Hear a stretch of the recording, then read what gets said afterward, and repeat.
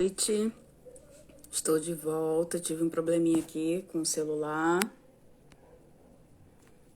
Eu sou a Lívia Vargas, assistente social, mestranda em bioética e ética aplicada. Hoje nós vamos falar um pouquinho sobre comunicação de más notícias, junto com a psicóloga Jaqueline Cabral. Vou estar aqui convidando a Jaqueline para estar entrando na live. Aparecendo a live. Oi, Jaqueline. Oi, tá Boa me ouvindo? noite. Boa noite. Jaqueline, eu tô com um probleminha aqui que eu tô recebendo algumas mensagens dizendo que a live não está aparecendo. Mas aí a gente vai tocando, que aí qualquer coisa as pessoas vão assistindo depois a reprise, Uhum. Ai, gente, deixa pra tá lá. bom? Tá bom. Então pode se apresentar. Boa noite, Lívia. Boa noite, todo mundo. Eu sou Jaqueline, eu sou psicóloga. Me formei na UF, fiz residência em oncologia no INCA e aperfeiçoamento em cuidados paliativos também no INCA. Atualmente eu sou pesquisadora no INCA e faço mestrado no PPG Bios, como orientada pela UFRJ. E aí eu faço a minha pesquisa justamente sobre cuidados paliativos, só que durante o processo da Covid, né? E hoje a Lívia pode me convidar para fazer essa live sobre comunicação de más notícias, né? Que é um tema tão importante e interessante que eu venho discutindo há bastante tempo já dentro dessa formação, porque é um campo em que isso é muito estudado e desenvolvido, né? Então vamos lá, Jaque apresentadíssima, muito obrigada por ter aceitado o convite. Comunicação de má notícias, eu acho que é uma das ações, né, dentro dos profissionais de saúde mais difíceis e, ao mesmo tempo, sem respaldo nenhum, principalmente acadêmico, né? Ninguém aprende dentro das universidades como proceder frente ao processo de uma comunicação de má notícia. Então, sinta-se à vontade para estar aí nos contemplando com esse conhecimento. E é importante, né, você mencionar a questão da formação, porque ela é uma das coisas que mais aparece e hoje em dia a gente já reconhece ela como uma das nossas soft skills, né? Uma das nossas tecnologias leves de aprendizado, e que não é porque ela é, abre aspas, leve, que ela não é uma tecnologia pesada, dura, densa, como as tecnologias tradicionais, né? O uso de aparelhos, que ela também não é uma coisa que precisa ser desenvolvida e que seja muito importante, né? Então, o primeiro ponto a respeito da comunicação que a gente já pode até mencionar é que com a nossa formação, ela não se esgota na graduação, né? Então, a gente vai estar sempre aprofundando e aprendendo novas coisas. E a comunicação é um foco de educação permanente muito necessário. Então, a gente precisa sempre estar sendo atualizado e desenvolvendo isso. Não é uma coisa que, eu me comunico bem, eu nasci assim sabendo, eu sou uma pessoa comunicativa, extrovertida. Não. É um processo de desenvolvimento também que a gente vai tendo ao longo do tempo. Né? Mas explicando exatamente por que comunicação de más notícias ou de notícias difíceis, né, é a gente começar a entender o que a gente está chamando disso. Né? Então, em primeiro lugar, é que essa referência sempre é a referência da pessoa que está ouvindo. Né? Então, não é só a notícia ser considerada por nós uma notícia ruim ou uma notícia difícil, mas o quanto aquele paciente ou aquele usuário ou aquele sujeito está preparado para receber aquela notícia. Às vezes ele pode receber uma notícia que para a equipe é uma coisa boa e normal, por exemplo, um processo de alta, de deshospitalização, né? E a gente acha que está sendo portador de uma boa notícia, e para o paciente que não é um foco de sofrimento, porque ele não sabe como ele vai se organizar para isso, ele não tem com quem ficar em casa, então começa a surgir um monte de angústia, de medo, né? Então, essa má notícia, ela é alguma coisa que acontece na vida daquele sujeito, que a gente vai transmitir essa informação para ele, que vai mudar essa vida de alguma forma. Geralmente é de alguma forma dramática. Né? Poucas vezes são notícias tranquilas, notícias fáceis de receber, tanto que se torna difícil tanto para o paciente ouvir quanto para o profissional comunicar. Muitas vezes o profissional não está satisfeito em comunicar certas decisões terapêuticas, por exemplo, né? Decidir que tem que fazer uma amputação. Isso não é uma notícia que alguém quer dar para outra pessoa, mas são processos que a gente vai acabar acontecendo né, e vivenciando na área da saúde.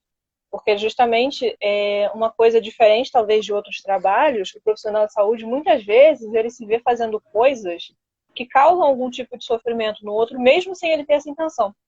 Né? Então, é uma proposta de um tratamento que é invasivo e agressivo, alguma outra situação em que ele tem que avisar que ele vai passar por algum sofrimento, né? Realizar algum tipo de curativo, mesmo sabendo que o curativo vai fazer ele ficar melhor.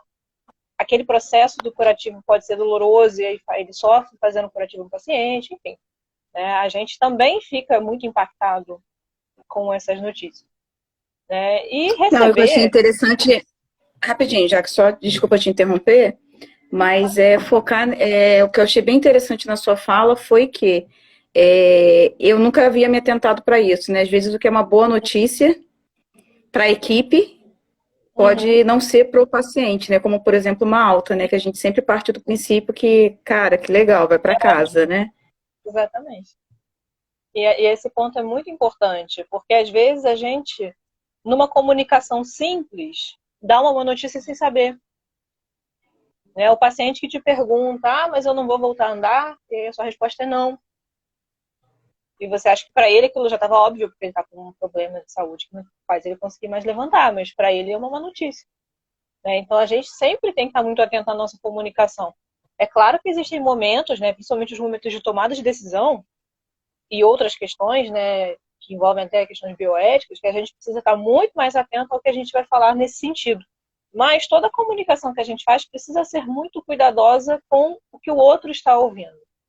Né? Entender o que aquela pessoa está querendo escutar também, né? Entender o que ele está entendendo e por aí vai, né? São processos até que a gente pode falar com mais calma mais na frente. Mas é justamente a gente poder entender que não existe uma comunicação que seja impassível de efeitos. Né? Todas as comunicações vão causar algum efeito, positivo ou negativo, talvez até um pouco mais brando, mas vai ser sempre alguma mudança. Ainda mais quando a gente está falando da área da saúde. Dificilmente a gente está discutindo alguma coisa que não tenha um peso na vida daquela pessoa. A decisão de um tratamento, um prognóstico, enfim, aquilo ali vai mudar a vida da pessoa em algum grau. Então a gente está sempre diante de comunicações que demandam um cuidado. E um outro ponto muito importante na comunicação é que muitas vezes a gente pensa que a comunicação se limita às coisas que a gente fala, ao que a gente verbaliza, a nosso vocabulário e tal.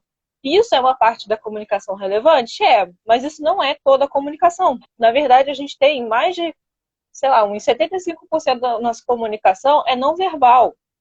É a forma como a gente se expressa, é a postura que a gente usa na hora que a gente está falando. Né? Se eu digo que o paciente está bem, fazendo uma cara que ele visivelmente vê que você não está bem dizendo aquilo, ele vai entender. Né? As crianças funcionam muito nisso. Você diz uma coisa e ela percebe outra, quebrou. Então, a gente continua com isso. Você sabe minimamente, você consegue perceber quando alguém está te dizendo uma mentira. Então, muito disso vem da comunicação não verbal, da postura corporal, do gestual, de formas evasivas de falar também, às vezes, né?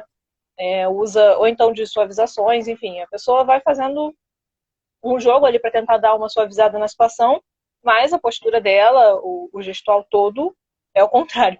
E isso é muito comum em notícias de prognóstico, por exemplo, né? Na verdade, tipo, o médico está dizendo que o prognóstico é ruim e ele fala pro médico assim, e sai.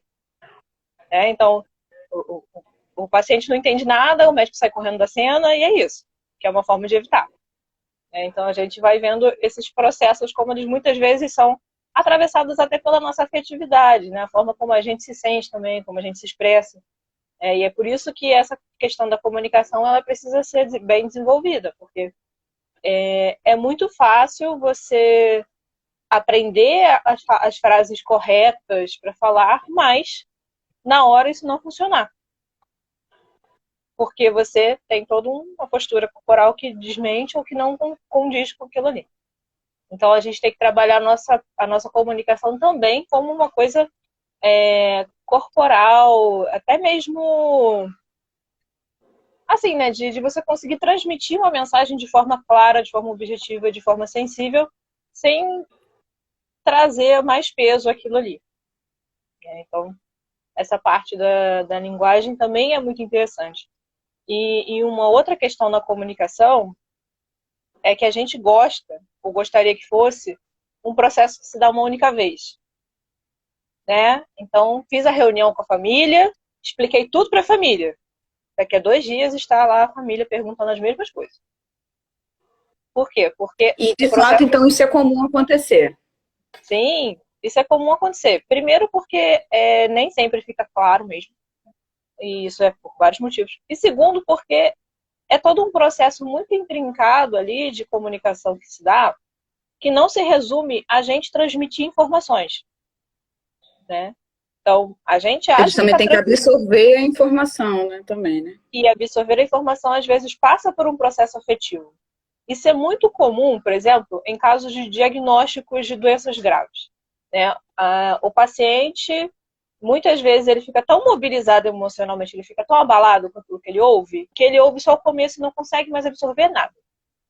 Muitas das vezes a gente orienta que certos pacientes venham com a família até por isso, porque ele não consegue absorver as informações porque ele fica muito nervoso, porque ele fica muito triste, porque ele fica assustado com o que está acontecendo. Então, toda vez que a gente vai fazer algum tipo de comunicação, é muito legal que a gente possa avaliar o quanto aquela pessoa está assimilando daquilo. Né? E aí, alguns protocolos falam disso mais diretamente, né? Mas a ideia é que a gente sempre veja, né? Que a pessoa possa dizer de alguma forma para a gente que ela entendeu. Né? Nem sempre é o diga com as suas palavras, porque às vezes a pessoa não consegue articular tão bem assim. Né? Mas até mesmo de perguntar, mas o que você já entendeu? E aí ir ajudando a pessoa a construir a partir do que ela já sabe. Às vezes isso é mais eficiente do que chegar e jogar um monte de informação, né? E depois a pessoa ter que se virar com aquele monte de informação. Até porque muitas vezes isso vai sendo diluído e perdido ao longo do tempo. Né? E a repetição é uma das formas de garantir a memória, né? Então a gente acaba realmente tendo que repetir muitas vezes, muitas coisas. E claro que facilitando a forma como a gente fala, né? É mais fácil das pessoas memorizarem também. E isso está diretamente ligado, assim, você fala muito sobre a gente trabalhar a questão da comunicação, né? Uhum. Isso também está muito ligado ao fato da própria relação que esse paciente e essa família tem com a equipe que assiste, né? Sim, Que você, então, assim, a relação da confiança permite com que até mesmo a comunicação, além de ser mais assertiva, possibilite um melhor entendimento e compreensão, né? Durante esse processo que você falou, que nem sempre a primeira comunicação ela consegue transmitir tudo, né? sim. Até porque é isso, né? Justamente quando você já tem um vínculo com aquela equipe, você consegue assimilar mais informações. Porque você consegue entender melhor como eles falam. E a equipe também começa a entender como é que o paciente absorve as coisas. Né? Então, eu já sei o jeito de falar com determinada pessoa para que ele entenda tal coisa. Se é uma pessoa que eu nunca ouvi na vida, que eu nunca ouvi falar, que eu nunca vi na vida, e ele não me conhece, isso fica muito mais difícil. Né? Quanto mais proximidade tem, né? Mesmo que não seja um grande contato, mas você já tem alguma referência, fica mais fácil. Essa proximidade ajuda realmente a você conseguir saber até onde você pode ir, o que a pessoa consegue escutar, enfim, todas essas coisas você vai desenvolvendo ali dentro daquela relação. Né? Mas isso da equipe ainda tem um outro ponto também, que é um ponto muito importante, e que muitas vezes isso gera uma certa confusão, né? Que é a coesão das informações. Né? Muitas vezes a gente precisa garantir que todo mundo fale a mesma coisa. Que é um grande drama às vezes, né? Que o paciente pergunta para uma pessoa uma coisa, ela responde. Aí pergunta para um outro profissional, é uma outra resposta. Pergunta para outra, é uma outra resposta. E aí, no final, quem que está falando a coisa certa? Né? Então, justamente para evitar confusões e conflitos com relação a isso, né? É interessante a gente conseguir, né, ter essa capacidade de dialogar dentro da própria equipe também. A comunicação não só da equipe para o paciente, mas dentro da própria equipe. É uma coisa que a gente também precisa desenvolver muito bem. Né? Até porque é isso, assim, não adianta uma pessoa passar uma informação e outra pessoa passar outra. Né? Vira um desencontro que é prejudicial e o paciente perde a referência. Quem que ele vai acreditar? Então é um dos pontos de comunicação que a gente também precisa estar. E Agora vamos fazer uma perguntinha enquanto atuação em equipe interdisciplinar. Como que você enxerga essa parte da comunicação? Você ainda acha que está muito ligada diretamente aos médicos e psicólogos ou você acha que já perpassa outras categorias? Eu acredito que isso é uma coisa que a gente deve trabalhar todo mundo, independente da formação. É claro que a psicologia acabou tomando isso um pouco mais de frente porque a gente já trabalha com a palavra, a gente já trabalha com comunicação Uhum, diretamente com a linguagem. Então isso acaba sendo, abre aspas, bem abre aspas, natural nosso.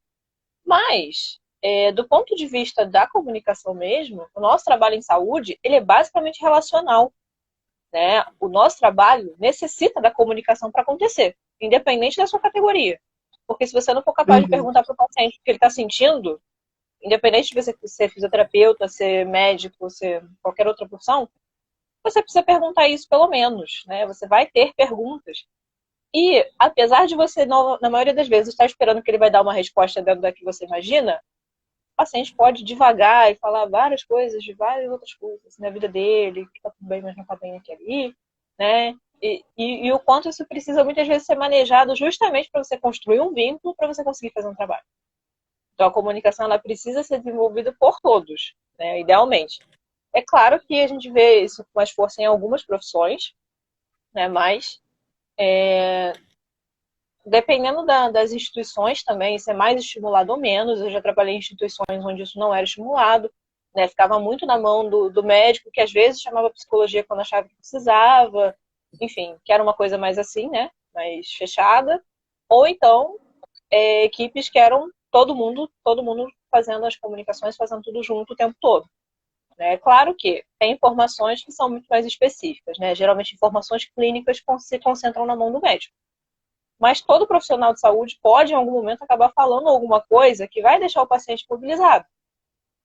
Né? Um colega meu, enfermeiro, ele sempre fala: nós da enfermagem, a gente às vezes acha que não faz nenhuma comunicação de más notícias, mas quando você vira para o paciente e fala: essa sua ferida não vai cicatrizar, uma ferida oncológica que não vai cicatrizar, você está dando uma má notícia, porque ele não espera isso.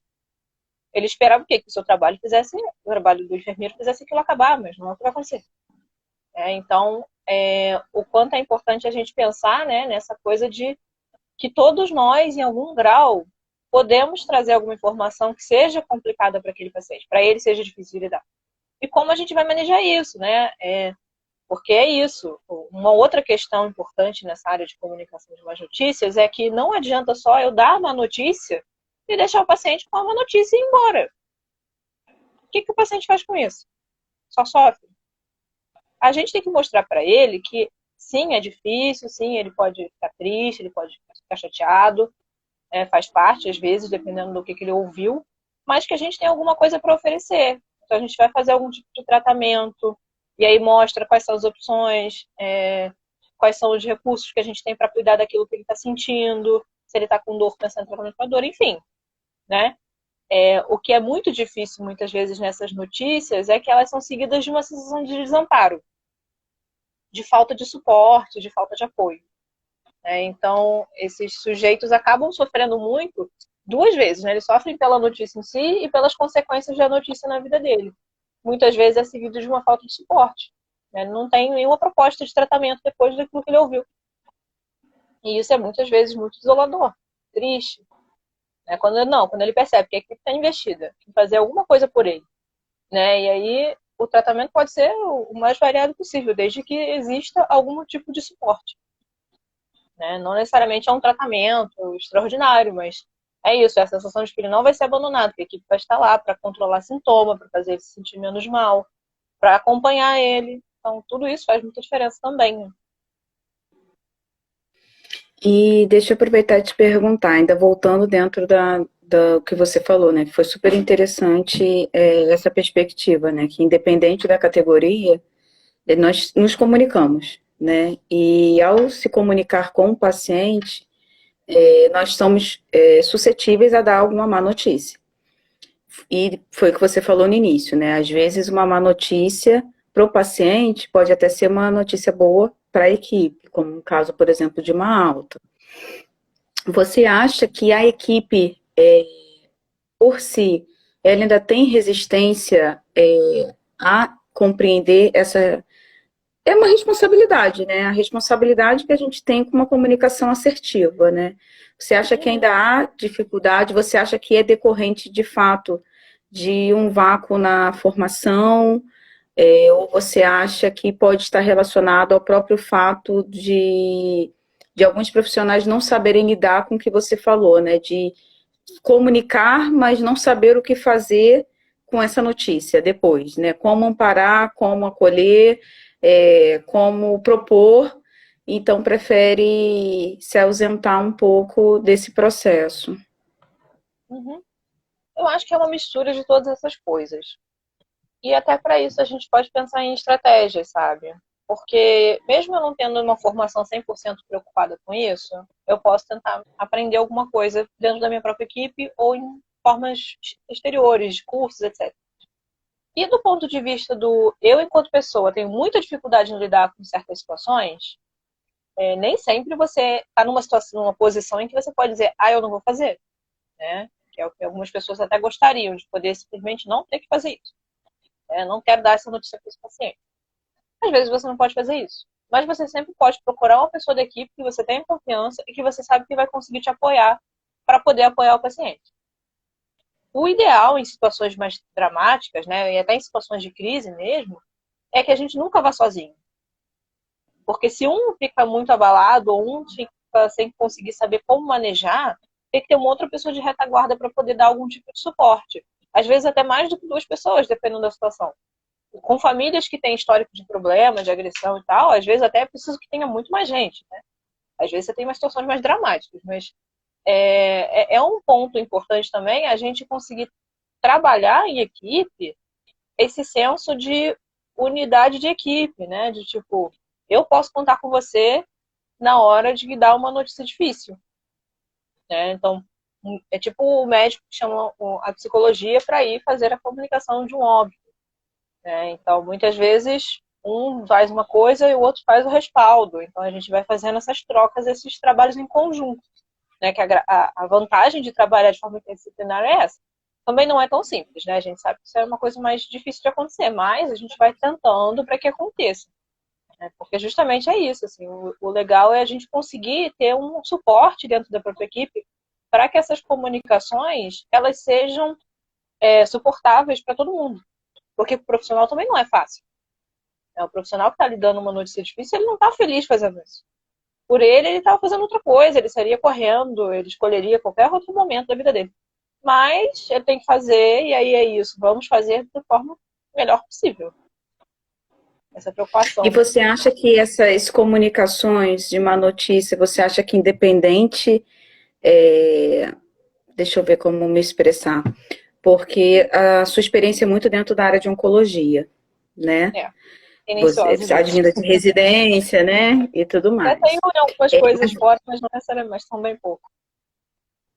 Mas você acha que essa especialidade em si, ela tende a trazer mais possibilidades de mais notícias, ou você acha que a assistência hospitalar, em forma geral, ela tem essa característica? Eu acredito que as duas coisas.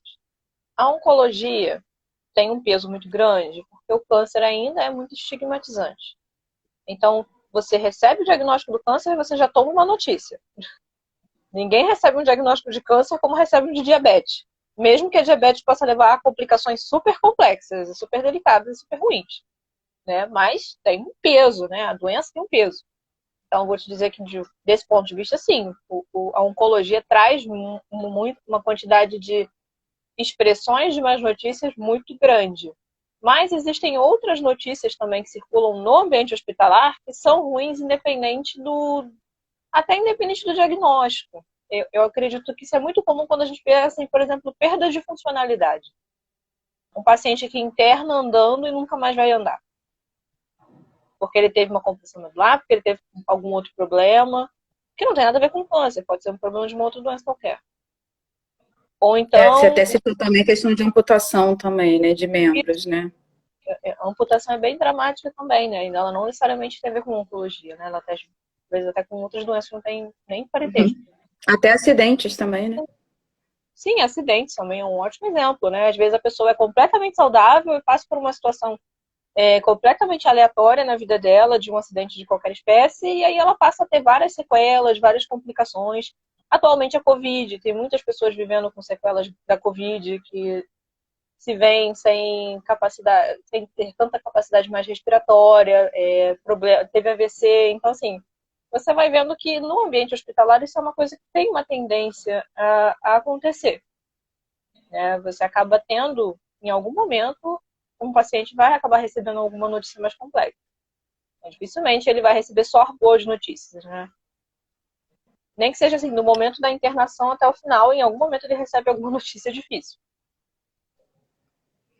E agora vamos voltar um pouquinho só de curiosidade, né? Só fugindo um pouquinho do tema, mas um pouco dentro do tema.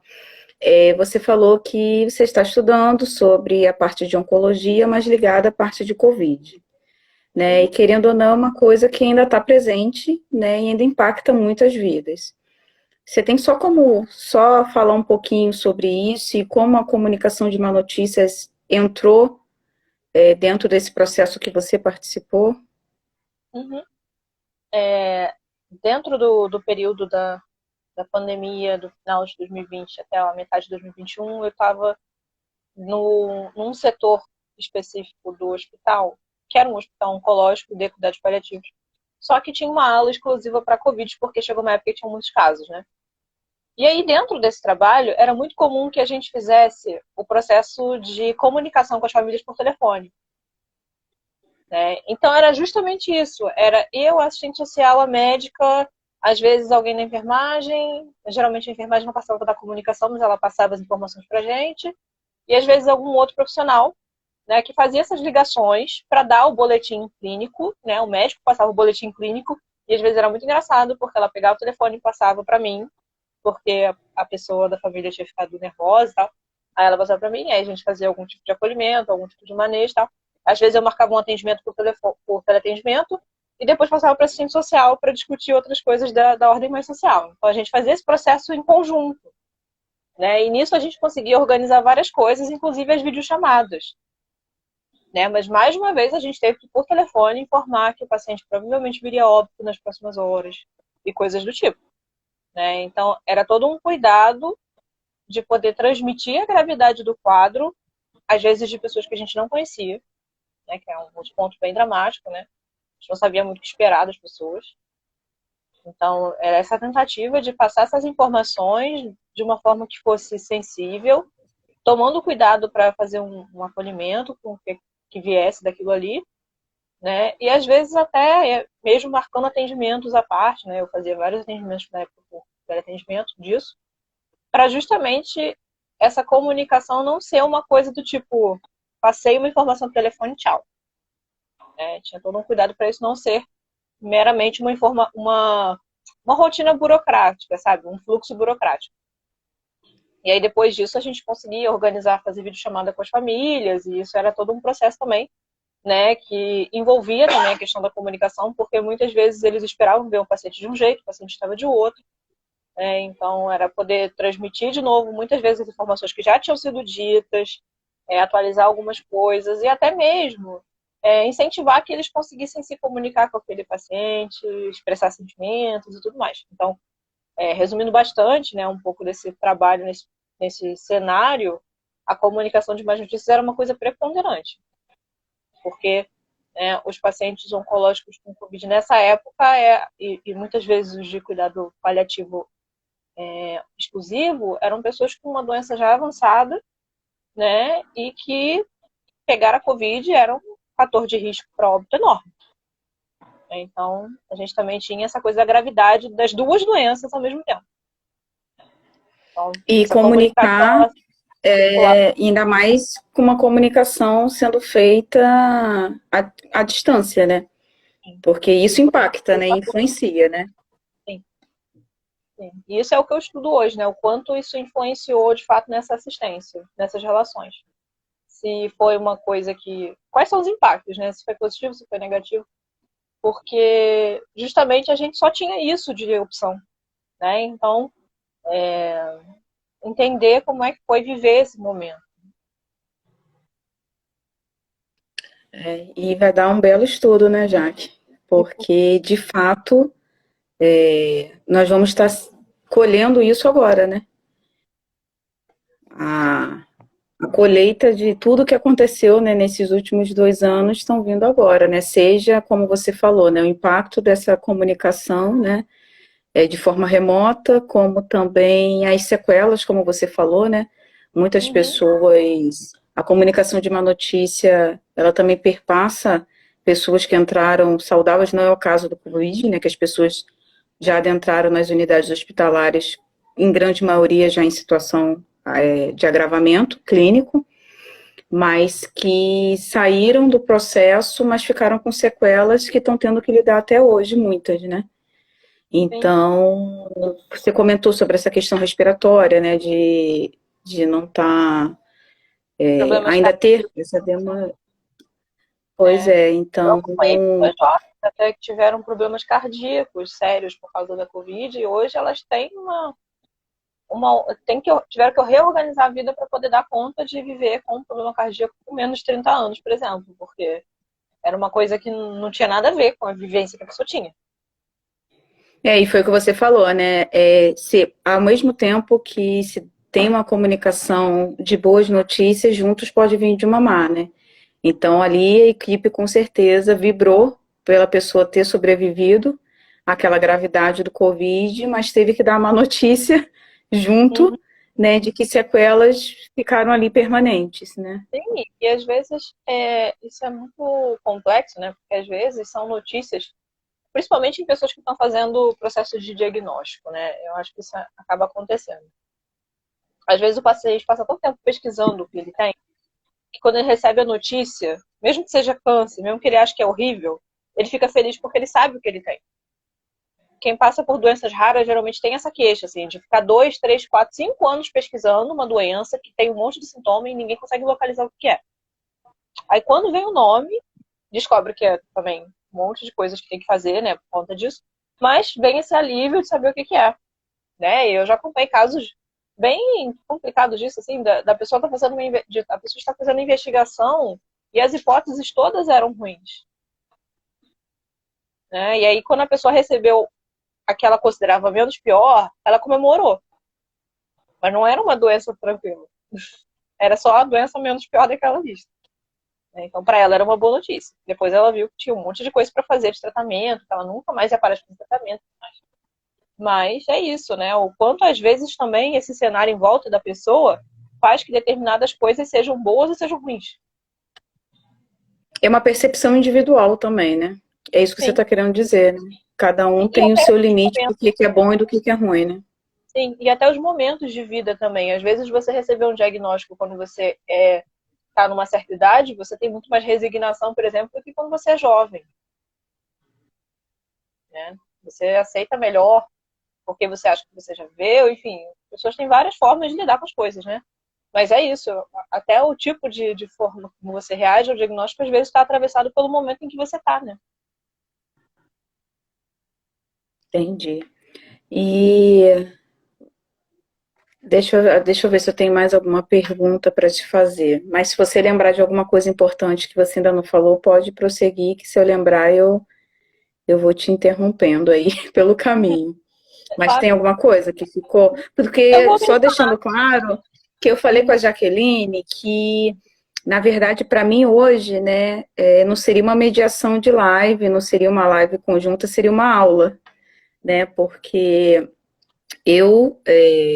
minha formação, para quem está vindo de outro perfil, eu sou assistente social, durante a graduação não havia disciplinas relacionadas a isso, fiz 2 pós-graduação que também não abordou isso, né, e isso se tornou latente para mim quando eu fui trabalhar no hospital oncológico, né, que eu me deparei com um trabalho de uma equipe interdisciplinar, né, de UTI, e eu tive que começar a me reinventar enquanto profissional, né? Então, começar a buscar por conta própria capacitações, e acabou que a entrada no mestrado, né? Jaqueline é minha veterana aí, do mestrado, que me fez repensar e refletir sobre muita coisa, né? Então, atuar não, né? Estudar a bioética, ela te traz reflexões, né, da sua prática profissional que muitas vezes passava despercebido, ou pela rotina, ou pelo desconhecimento. Então, de fato, eu comecei a perceber a importância da comunicação, né, dentro do processo de assistência hospitalar, né? E aí, enfim, aí é por isso que a Jaque está aqui para me dar uma aula também, né? Então, às vezes eu não tenho nem muito o que falar durante a live, porque eu estou aprendendo tanto e refletindo e revendo até a própria prática, né? Você começa a se remeter, nossa, em tal situação, eu poderia ter feito, né, tal coisa, deveria ter agido, pô, será que eu não dei o acolhimento, né? Será que eu só participei jogou uma notícia e a gente não estava ali junto com o paciente para trabalhar aquela notícia recebida? Então, para mim está sendo um aulão mesmo. É só para incluir, assim, mesmo para acrescentar, mas, assim, esse tema dá para a gente falar o resto da vida, se quiser, porque é muita coisa que a gente tem para pensar, assim, para poder discutir. Mas duas coisas que eu queria falar ainda, em especial sobre os protocolos de comunicação, né, que a gente hoje em dia já tem. O mais famoso é o SPIKES, mas a gente tem vários outros já, e que o quanto é importante que a gente não só saiba a lista, né, todos eles são siglas, né, então cada um é um passo que você tem que seguir para você fazer uma comunicação. E o que eu sempre acho importante nesses protocolos não é exatamente a coisa do decorar e aplicar, mas é o que eles remetem para a gente fazer, né? Então, o SPAC, por exemplo, ele é um que diz que a gente tem que se preocupar com o ambiente em que a gente vai dar a notícia. Então, de você criar um ambiente acolhedor, um ambiente que seja mais tranquilo, com menos barulho e tal. Aí você imagina fazer isso na emergência. Que você consiga, né, ter esse espaço mais legal para poder fazer essa comunicação. Também existe uma preocupação de como é que aquela pessoa está entendendo o que está acontecendo, como é que aquela pessoa está naquele momento. Poder dar a notícia, garantir que a pessoa entendeu, porque você vai perguntar para ela se ela entendeu, né? E também a capacidade do profissional de sustentar o sofrimento daquela pessoa que está recebendo a notícia. Eu acho que também é um ponto que é muito delicado. Né? Muitas vezes o paciente vai começar a chorar, ou o familiar vai começar a chorar, e você vai falar, tá tudo bem. E não é exatamente isso, né? De você poder validar os sentimentos e dizer, olha, eu sei que é muito difícil, para mim também é difícil dizer isso. Eu tô vendo que vocês estão sofrendo e tudo mais. Você fazer esse acolhimento de validação. Né? E não uma coisa do tipo, fica assim, não, vou passar. Da gente fazer um acolhimento mais. Vai ficar tudo bem. Né? De poder que a pessoa expresse o que ela está sofrendo. E sempre, essa coisa que eu já tinha mencionado antes, que eu acho que é uma das mais importantes, mostrar para o paciente que o que você está dizendo para ele não quer dizer que você simplesmente vai pegar e vai embora. Né? Tipo, te dei isso aqui e agora você vai pegar e vai para o próximo médico. Não, é você oferecer algum tipo de escuta e de algum cuidado e de algum possível tratamento subsequente. Né? Então, em cuidado paliativo, a gente vê muito isso. Olha, tipo, a sua situação está se agravando e tal, a gente vai precisar talvez suspender essa quimioterapia, mas a gente vai fazer esse outro tratamento, mas a gente vai fazer o controle de sintomas, mas a gente vai ofertar tudo que a gente tem para que o senhor se sinta o melhor possível, apesar dessa doença que não está respondendo até agora. Então é esse raciocínio, né, de você dar um segmento. E não é simplesmente dê uma notícia e despacha. Porque muitas vezes se tem essa experiência de um certo abandono, um certo desligamento. Isso por várias questões e por vários funcionamentos hospitalares também. Mas é um outro ponto. Né? E a outra coisa que eu queria trazer é da comunicação com crianças. Essa sozinha também dá uma aula. Dá 2 aulas, dá várias aulas. Mas enfim. Fala bem um semestre. Mas o que eu queria tocar em especial na comunicação de notícias difíceis com crianças são 2 pontos diferentes. Primeiro é quando a criança é o paciente, né, que é poder entender aquele momento da vida daquela criança, a fase de desenvolvimento em que ela está, o quanto ela consegue absorver as informações e o quanto ela quer participar daquele processo. Muitas vezes as crianças entendem o que está acontecendo e elas querem dizer o que elas precisam, né? E aí, às vezes, você tem situações com os pais, que os pais acham que a criança não precisa saber, e a criança quer saber, enfim, criança ou adolescente, né? O adolescente também acaba caindo nisso. Mas, enfim, a criança também precisa ser ouvida e ser acolhida, e muitas vezes ela quer participar, né? E o outro caso é quando a gente tem que dar uma má notícia para uma criança referente a alguém da família dela. Então, né, um processo bem delicado, por exemplo, é quando morre alguém, né, e você tem que contar para a criança que a pessoa faleceu. E aí, muitas vezes, o que a família ou as pessoas em volta fazem é não querer contar, esconder, mentir, dizer que viajou, enfim, virou estrelinha. Dá várias explicações que não são explicações. E a cabeça da criança continua com aquilo ali sem sentido nenhum, né? E muitas vezes ela vai tentando desenvolver na cabeça dela formas de explicar o que aconteceu que são fantasiosas e negativas, né? Tem criança que se sente extremamente culpada porque acha que a pessoa morreu por causa dela, porque ela fez uma malcriação. Então é muito importante a gente ter muito cuidado na comunicação com crianças, porque a gente precisa respeitar a idade, né, e o que cada uma consegue entender sobre a morte, até porque a morte não é uma coisa que a gente entende desde sempre, é um processo que a gente vai construindo ao longo da vida também. Então, uma criança de 3 anos não entende a morte do mesmo jeito que uma de 8. A gente também precisa saber disso. A gente precisa sempre fazer o quê? Né? Adaptar a linguagem. Da mesma forma que às vezes a gente precisa adaptar a linguagem com os adultos, a gente tem que o tempo todo adaptar a linguagem com a criança. Talvez ir para brincadeira, ir para o lúdico, contar uma história, enfim, né? Mas é muito importante que a gente entenda que as crianças precisam ser comunicadas de notícias difíceis também. Porque as crianças, principalmente no caso de morte, as crianças também têm luto e as crianças sofrem e muitas vezes elas não têm onde falar sobre isso. Então, foi por isso que Deixa eu eu quis só te trazer. fazer uma pergunta, Jaque, rapidinho, antes que passe aqui e eu esqueça. Você tem algum material que trate sobre essa parte de comunicação, de má notícia, principalmente relacionada a óbito, pós-óbito, que possa indicar? Que você possa indicar? Se você souber de cabeça, você pode falar o nome, senão eu vou pedir para quem foi que perguntou? Memórias, Life, não sei qual é o seu nome. Que qualquer coisa você pode entrar em contato depois com a gente, que se a Jaque não souber de cabeça, ela me encaminha e os nomes eu posso estar passando. Que ele organizou junto com outros hospitais federais em 2010, que é alguma coisa do tipo comunicação de mais notícias. Se você jogar comunicação de mais notícias INCA, com certeza aparece esse manual. Ele está em PDF, qualquer um consegue acessar ele fácil. Ele é interessante porque ele juntou várias instituições e aí as pessoas discutiram vários temas diferentes com relação à comunicação. Né? E aí eu acredito que tem a questão do pós-óbito nele também. Eu não vou te dar certeza porque eu não me lembro especificamente disso. Mas ele é um manual que serve muito para a gente pensar em comunicações em geral. Né? Eu tenho um drive aqui no meu perfil no Instagram que tem uma pasta só de comunicação. E aí você pode dar uma conferida lá, porque com certeza tem alguma coisa de pós-óbito, porque eu trabalhei um bocado disso na época da pandemia, então com certeza tem coisa de comunicação para pós-óbito lá. O meu drive fica eu vou colocar seu Insta aqui. Uhum. É @psi não e não peraí, deixa eu escrever na oncologia.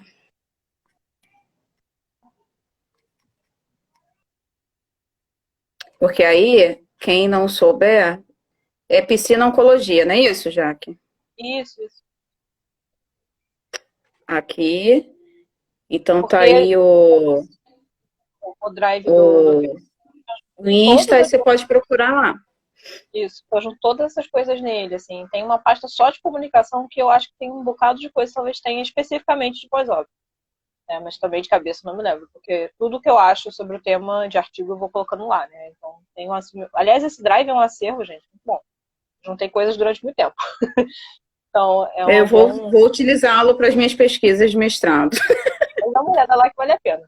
A parte de cuidado paliativo é infinita. E, Jaque, agora vamos voltar aqui à sua fala. Então, assim, que você trouxe muito, que você falou que era importante de destacar a comunicação de má notícia para crianças, né? E aí você falou que, de fato, ela ocorre de uma forma diferenciada do que com um adulto. Mas entre adultos, e comparado, de repente, com idosos, também há essa diferenciação, ou adultos, em geral, essa comunicação é feita dentro das mesmas perspectivas? Olha, é interessante a gente sempre avaliar quem é esse adulto, independente da idade, né? Porque às vezes a gente tem um idoso demenciado, mas às vezes a gente tem um adulto com alguma alteração cognitiva por algum motivo outro. Ou que tem neurodivergência, ou enfim, tem um outro processo que não é o processo, abre aspas, do senso comum, né? Que a gente acaba falando com mais. Da forma que a gente fala normal, com mais facilidade, digamos assim. E às vezes você tem realmente que fazer esses processos de adaptação, até mesmo não só com pacientes com questões neurológicas, mas até com questões de saúde mental também. Às vezes você tem um paciente que tem algum transtorno psiquiátrico, que tem algum quadro psiquiátrico, que precisa também dar uma manejada na forma como você vai comunicar para ele poder minimamente entender. E aí isso tudo são processos que envolvem mais uma questão da nossa adaptação, né? E é bom que a gente tenha algum conhecimento daquele paciente para entender como ele funciona minimamente, né? Para poder transmitir a informação a partir do que ele entende, né? Mas é isso, assim, sempre entendendo o quanto o paciente quer participar disso, o quanto ele quer entender, o quanto ele entende, e podendo oferecer a ele as coisas sem ter medo de achar que ele não é capaz de entender. Porque também muitas vezes você deixa de comunicar a um idoso que ele tem uma doença XYZ e comunica para a família porque você acha que ele não precisa saber porque ele não entende mesmo. Né? Então isso é muito comum. Então, ou paciente de saúde mental, ou algum paciente com alguma outra questão, né, que seja considerado como cognitivamente menos capaz, digamos assim. Mas, na verdade, a gente sabe que mesmo que o sujeito não consiga articular muitas coisas, a experiência dele ali de vida ainda é uma experiência que ele sente. Então, por exemplo, se ele está com um problema, sei lá, de uma ferida, você tem que explicar minimamente para ele aquela ferida. Né? Não adianta você só falar com a família e deixar ele lá com o mascado. Né? Então, isso também não deixa de ser um processo de comunicação. E às vezes a comunicação é difícil porque talvez seja até mais difícil para o profissional do que para o paciente, né? Criar este diálogo, às vezes com pessoas que talvez nem consigam articular frases e tudo mais.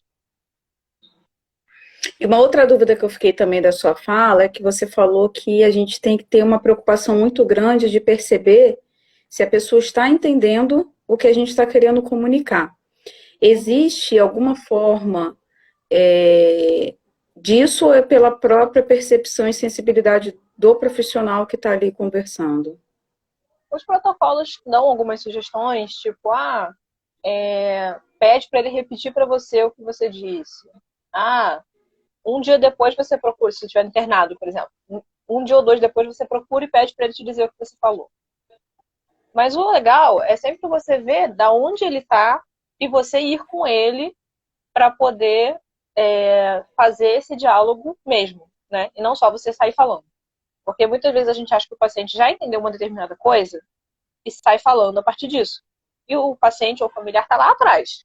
Então ele não entendeu nem o que está lá atrás, nem o próximo. Então, por exemplo, né, eu vou te dar uma notícia ruim. Eu pergunto, oi, tudo bem com você? Como é que você tá? Então, você tá vendo como é que tá a sua situação? O que você tá achando da sua situação? O que você tá achando da sua doença hoje? Tá percebendo alguma coisa diferente? Tá achando que tá pior, que não tá?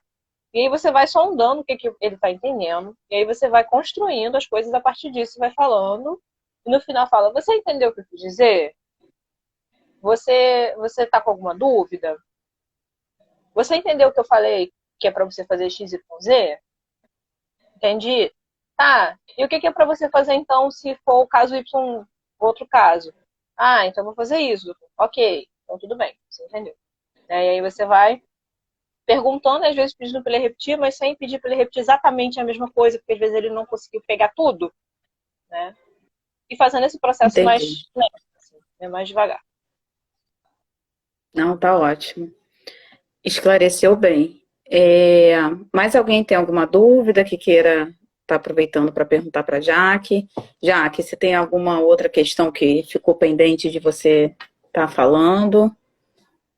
Eu acho que por enquanto a gente trabalhou bastante coisa em pouco tempo. Daria pra gente falar mais, mas por hoje tá bom. Eu acho que senão a gente vai ficar.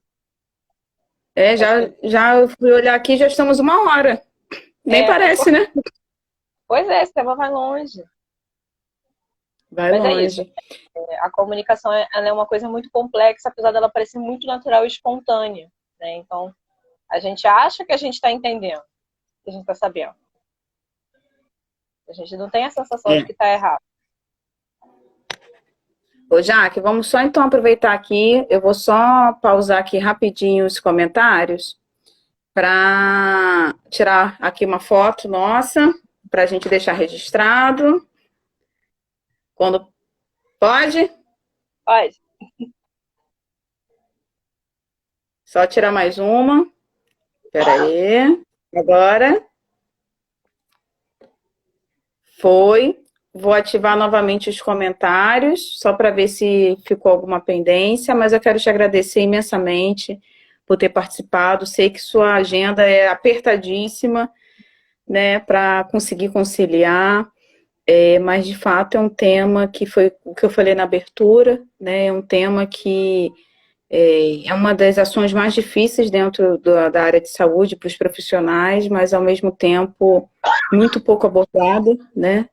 Muito pouco falada sobre e que é essencial, né, o que você falou, né, para o próprio processo de acolhimento, para o processo de compreensão e até mesmo aceitação, né, seja do prognóstico, né, do diagnóstico, do prognóstico, seja no caso de um óbito, de um pós-óbito, seja com doenças, né, crônicas, doenças agudas, seja por acidente, né, e que a nossa atuação está em volta disso, né, de estar comunicando, foi o que você falou, né, em algum momento da internação isso vai acontecer, né, seja no início até o final, alguma má notícia esse paciente em algum momento vai receber, e que a gente tenha sensibilidade que isso, eu acho que eu vou levar para a vida, que realmente era uma coisa que eu não tinha me atentado, né, que nem sempre o que a gente julga como boa notícia de fato é para o paciente, né, e a gente tem que ter o cuidado de compreender isso, né, você citou muito sobre o momento em que a pessoa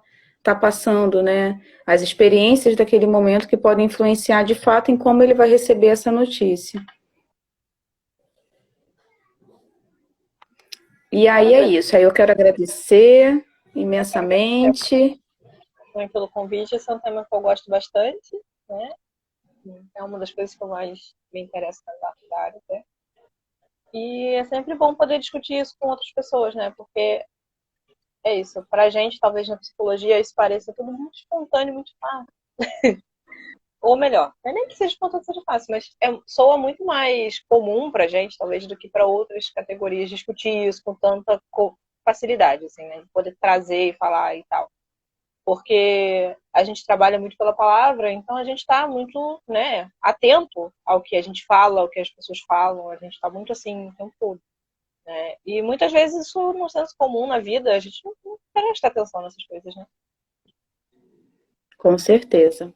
Mas então tá bom, muito obrigada, Jaque, obrigada a todos que puderam estar presentes, aos que ainda vão assistir, que eu tenho certeza que muitos vão aproveitar aí o final de semana para estar assistindo, né? E aí eu encontro vocês na próxima live. Vamos ter uma ainda em dezembro, tá bom? Jaque, obrigada, um bom fim de semana para você e ó, um beijo. Boa noite.